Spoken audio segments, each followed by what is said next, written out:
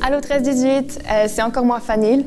Donc aujourd'hui on se retrouve pour les 3 conseils que je vais vous donner pour ne pas avoir honte de partager votre foi, comme on en avait parlé dans le dévotionnel de la dernière fois.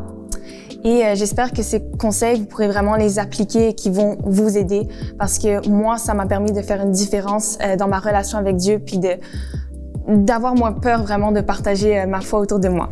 Donc, le premier conseil que je vous donne pour être plus confiant dans le partage de votre foi, c'est l'expérience. Et ce que je veux dire plus précisément, c'est expérimenter l'amour et la présence de Dieu. Et je sais que c'est quelque chose de très abstrait, mais il faut savoir que chacun va expérimenter Dieu de différentes manières. Ça arrive à différents moments.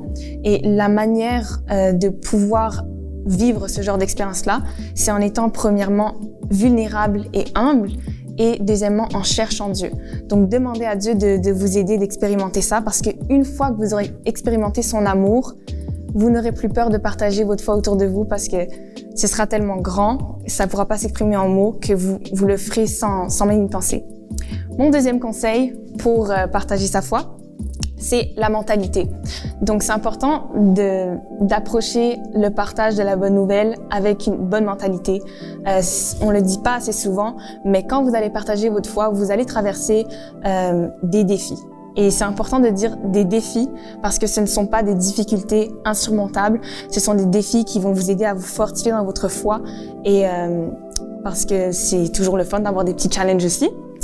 Et mon troisième conseil, justement, c'est la patience.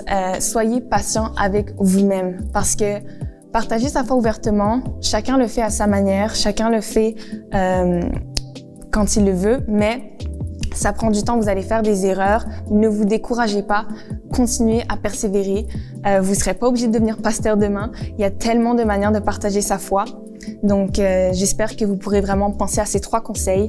Donc, comme j'ai dit, l'expérience, la mentalité et la patience, et que maintenant vous pourrez être beaucoup plus confiant de parler de votre foi à votre famille, à vos amis, aux gens que vous connaissez pas autour de vous. Je vous souhaite une bonne semaine, puis on se voit la prochaine fois. Bye! Comment est-ce qu'on peut expérimenter ce genre de choses en faisant 2 choses? Hop là. Je vais reprendre.